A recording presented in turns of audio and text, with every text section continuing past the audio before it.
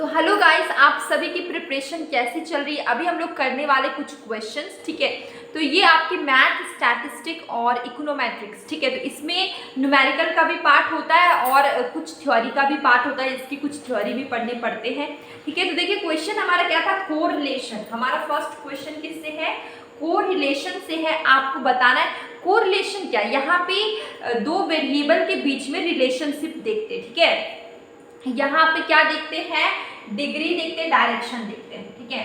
क्या देखते हैं, डायरेक्शन देखते हैं। हम लोग ने बहुत पहले कोरिलेशन पढ़ा था। यहाँ पे क्या देखते हैं, डायरेक्शन देखते हैं। अगर यहाँ पे दो वेरिएबल है एक्स और वाई, ठीक है। एक अगर इंक्रीज कर रहा है, दूसरा डिक्रीज कर रहा है, तो क्या होगा, क्या होगा, नेगेटिव रिलेशन, ठीक है। अगर एक डिक्रीज हो रहा है, दूसरा इंक्रीज हो रहा है, तो भी नेगेटिव कोरिलेशन, ठीक है। अगर दोनों इंक्रीज हो रहा है तो पॉजिटिव कोरिलेशन, दोनों डिक्रीज हो रहा है तो भी पॉजिटिव कोरिलेशन, ठीक है।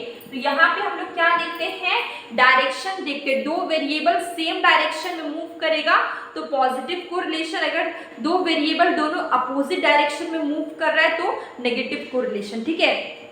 तो हम लोग रिग्रेशन भी हम लोग पढ़ चुके हैं। रिग्रेशन में हम लोग कॉज एंड इफेक्ट देखते हैं, ठीक है। लेकिन कोरिलेशन में हम लोग क्या देखते हैं, डायरेक्शन देखते हैं, डिग्री और डायरेक्शन देखते हैं, ठीक है। यहाँ पे दो वेरिएबल के बीच में रिलेशन देखते हैं।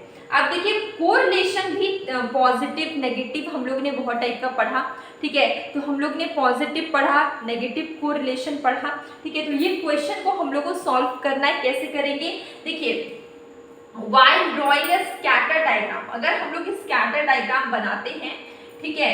तो यहाँ पर क्या होगा, if all points appear to form a straight line, यहाँ पे होगा going downward from left to right, ठीक है। तो यहाँ पे क्या, आपको एक स्कैटर डायग्राम बनाना है जहाँ पे सारे पॉइंट्स अपीयर, मतलब क्या होंगे, स्ट्रेट लाइन होंगे, लेकिन डाउनवर्ड होंगे, मतलब नीचे की ओर जा रहे हैं, ठीक है। और कहाँ से, लेफ्ट से राइट, ठीक है। तो ये देखिए हम लोग ऐसे बना दिए।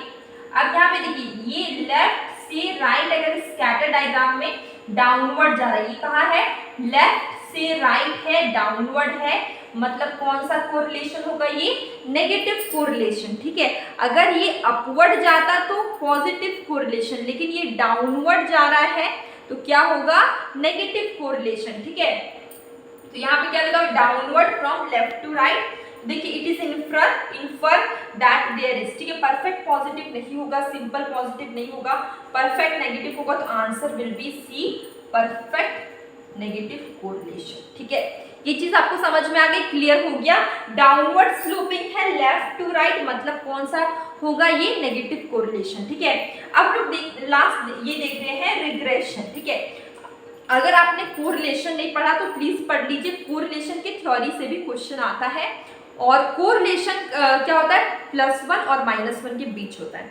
कोरिलेशन क्या होता है, +1 और -1 के बीच होता है इसका वैल्यू, ठीक है। कोरिलेशन का वैल्यू +1 और -1 के बीच में होता है, ठीक है। अब देखिए आप लोग, अगर आप रिग्रेशन पढ़ना चाहते हैं, रिग्रेशन के बहुत सारे क्वेश्चन हम लोग करते ही हमेशा करते हैं, और रिग्रेशन मैंने करवाया हुआ है, इसका मैंने 2-3 वीडियो में, ठीक है। तो आप रिग्रेशन सर्च करिएगा, आपको इसके बड़े बड़े वीडियोस मिलेंगे, इंपॉर्टेंट एग्जाम के पॉइंट ऑफ व्यू से भी, और ऐसे भी अगर आप पढ़ रहे तो भी इंपॉर्टेंट है। देखिए रिग्रेशन की बात करें, रिग्रेशन कोफिशिएंट इज इंडिपेंडेंट, ठीक है। तो रिग्रेशन कोफिशिएंट इंडिपेंडेंट है किससे, ओरिजिन से। तो answer will B A, origin, ठीक है। ये हो गया। अब हम लोग नेक्स्ट क्वेश्चन करते हैं, answer will B A. Next question है रैंडम सैम्पलिंग इंप्लाइज दैट, ठीक है। रैंडम सैम्पलिंग कहाँ पे इंप्लाई होता है, ये इंप्लाई कहाँ पे होता है, देखिए कि ऑब्जर्वेशन आर सेलेक्टेड पर, अगर ऑब्जर्वेशन हम लोग सेलेक्ट करते हैं किसी पर्पस से तो क्या ये अप्लाई होगा, नहीं होगा, ठीक है। ऑब्जर्वेशन अगर सेलेक्ट होगा सिस्टमैटिक मैनर में तो क्या ये अप्लाई होगा, नहीं होगा, ठीक है। तो आंसर विल बी बी, ठीक है। कि जब ऑब्जर्वेशन को हम लोग सिस्टमैटिक सिस्टम में अगर हम लोग सेलेक्ट करेंगे तो ये किस में आएगा, रैंडम सैम्पलिंग में आएगा। तो आंसर विल बी बी, ठीक है। तो ये आपका हो गया। ये हमारे कुछ क्वेश्चंस। अब हम लोग इसके बारे में थोड़ा सा और जान लेते हैं। जो कोरिलेशन और रिग्रेशन को बहुत डीपली नहीं पढ़ेंगे, लेकिन एग्जाम के पॉइंट ऑफ व्यू से जो भी इम्पोर्टेंट पॉइंट है उसको हम लोग देखेंगे। देखिए क्या है, ये हमारा कोरिलेशन था, ये मेनली ये सबसे क्वेश्चंस आते हैं, ठीक है, आपके ये सब पॉइंट से आते हैं। देखिए ये पॉजिटिव कोरिलेशन है, ये नेगेटिव कोरिलेशन, ये देखिए लेफ्ट टू राइट है लेकिन अपवर्ड है। ये देखिए ये क्या है आपका, लेफ्ट टू राइट है, अपवर्ड है, और ये देखिए लेफ्ट टू राइट है लेकिन डाउनवर्ड है। ये आपका क्या पॉजिटिव कोरिलेशन, ये क्या है नेगेटिव कोरिलेशन। कोरिलेशन में क्या देखते हैं, डायरेक्शन देखते हैं, या फिर रिलेशनशिप बोल सकते हैं, दो वेरिएबल के बीच में क्या देखते हैं, दो वेरिएबल के बीच में रिलेशन देखते हैं, या फिर आप डायरेक्शन बता सकते हैं, ठीक है। अगर मैंने अभी थोड़ी देर पहले बताया कि अगर एक वेरिएबल ऊपर जाएगा एक नीचे की ओर जाएगा, इस तरीके का रहेगा तो नेगेटिव कोरिलेशन, और दोनों अगर सेम डायरेक्शन में मूव कर रहा है तो पॉजिटिव कोरिलेशन, ठीक है। चाहे वो डिक्रीज क्यों ना कर रहा हो, अगर दो वेरिएबल है दोनों डिक्रीज कर रहा है तो भी पॉजिटिव कोरिलेशन। ऐसा नहीं कि दोनों डिक्रीज कर रहे हैं तो नेगेटिव, नहीं, दोनों सेम डायरेक्शन में मूव कर रहा है तो पॉजिटिव कोरिलेशन। वो ऊपर जाए या नीचे जाए, सेम डायरेक्शन में जाए तो पॉजिटिव, और अगर वो इनवर्स या अपोजिट डायरेक्शन में तो क्या होगा, नेगेटिव, ठीक है।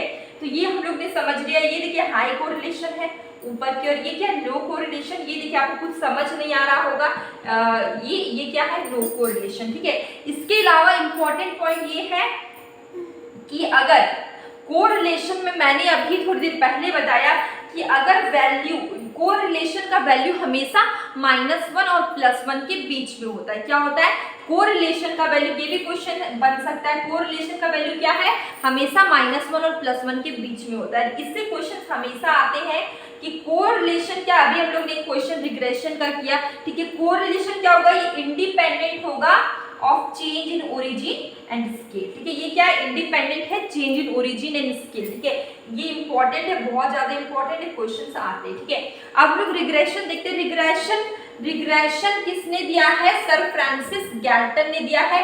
रिग्रेशन में देखते हैं कॉज एंड इफेक्ट, क्या देखते हैं, कॉज एंड इफेक्ट देखते हैं यहाँ पे, ठीक है। उसके बाद देखिए, जैसे कि सपोज करिए, ऐसा हम लोग एग्जांपल लेते हैं कि यहाँ पे रवि, ठीक है, दो ब्रदर है, रवि एक कवि, ठीक है। रवि ने, मान लीजिए ट्यूशन क्लास में रवि पिंक कलर का शर्ट पहन के आया, तो हम लोग ऐसा मान लेंगे कि रवि ने पिंक कलर का शर्ट पहना तो कवि भी पिंक कलर का शर्ट पहनेगा। तो ये क्या है, ये हम लोग क्या है, एक से दूसरे को लिंक किए, ठीक है। यहाँ पे हम लोग क्या देखते हैं, कॉज एंड इफेक्ट देखते हैं, ठीक है। अब देखिए ये किसने दिया, सर फ्रांसिस गैल्टन ने दिया है। और coefficient of regression is independent of change in origin but not of scale, ठीक है। ये अभी इस पॉइंट से क्वेश्चन आया था, तो ये बहुत इंपॉर्टेंट है कि ये जो कोएफिशिएंट ऑफ रिग्रेशन, ये क्या होगा, इंडिपेंडेंट होगा। ये क्या होगा, इंडिपेंडेंट होगा, किससे, चेंज इन ओरिजिन से इंडिपेंडेंट है but not of scale, scale से नहीं है, ठीक है। तो ये बहुत इंपॉर्टेंट पॉइंट है। देखिए आप +1 या -1 होगा तो रिग्रेशन लाइन क्या होगा, कोइंसाइड होगा, ठीक है। तो कोरिलेशन जब +1 माइनस होगा तो क्या होगा, यहाँ पे रिग्रेशन लाइन होगा कोइंसाइड। अगर कोरिलेशन आपका 0 होगा तो रिग्रेशन लाइन आपका क्या होगा, राइट एंगल होगा। इसके अलावा एक और पॉइंट बहुत इंपॉर्टेंट है, देखिए इससे बहुत सारे क्वेश्चंस हम लोगों ने किया हुआ है, आपको ये फॉर्मूला पता होगा, √BYX मल्टीप्लाई BXY, ठीक है। ये क्या है, कोरिलेशन कोफिशिएंट, ठीक है। तो आपका BYX और BXY √ में, ये फॉर्मूला बहुत इंपॉर्टेंट है, इससे क्वेश्चंस भी आते हैं, डायरेक्ट फॉर्मूला भी आ सकता है, ठीक है। तो इसे भी आप याद रखिए। ये क्या है, कोरिलेशन कोफिशिएंट। आपको क्वेश्चन में BYX या BXY कुछ गिवन होगा, दोनों गिवन होगा, आपको ये निकालना होगा कोरिलेशन कोफिशिएंट, ठीक है। तो ये आपका क्या था, एक फॉर्मूला है जो कि आपको ये आपको निकालना होगा क्वेश्चन में, और आपको अंदर वाला BYX और BXY गिवन होगा, ठीक है। इस फॉर्मूला का यूज करके आपको सॉल्व करना होगा। ये इससे बहुत सारे क्वेश्चंस हमेशा हम लोग ने किए हुए, तो ये फॉर्मूला भी आपका बहुत ज़्यादा ही इंपॉर्टेंट है, ठीक है। तो इसी के साथ हम लोग ने थोड़ा सा इसके बारे में थोड़ा जान भी लिया, ठीक है, कोरिलेशन और रिग्रेशन के बारे में। तो अब हम लोग मिलेंगे कल एक न्यू वीडियो में। ये हमारा छोटा सा सेशन था, आपको कैसा लगा आप कमेंट करके बताइएगा, और अगर आपको अच्छा लगा तो आप अपने फ्रेंड्स को शेयर करिए, ठीक है। और अब हम लोग मिलेंगे कल एक न्यू वीडियो में। इसके साथ मैं ये भी कहना चाहती हूँ कि डेली में यही शाम के समय या फिर 9-10 बजे के टाइम में, रात के समय में मैं क्वेश्चन पोस्ट करती हूँ। तो जो भी रात को स्टडी करते हैं उनके लिए तो काफ़ी हेल्पफुल है। आप MCQs क्वेश्चन कर सकते हैं। मैं डेली क्वेश्चन पोस्ट करती हूँ, ठीक है। और मैं ये एक क्वेश्चन मैं क्विज के रूप में पोस्ट करती हूँ और एक क्वेश्चन में शॉर्ट बनाती हूँ जो कि आपके MCQs होते हैं। तो आप उसे करिए, इससे क्या होगा कि आपकी प्रैक्टिस होती रहेगी और आप जितना ज़्यादा क्वेश्चन करें आपके लिए उतना ज़्यादा बेनिफिशियल है, ठीक है। क्योंकि कंसेप्ट पढ़ने के साथ साथ हमें क्वेश्चन प्रैक्टिस भी करनी है ताकि हमें एग्ज़ाम का जो पैटर्न है वो हमें अच्छे से पता चल पाए, हम लोग उसके हिसाब से अपनी तैयारी को पक्की कर पाए। तो अब हम लोग मिलेंगे कल एक न्यू वीडियो में।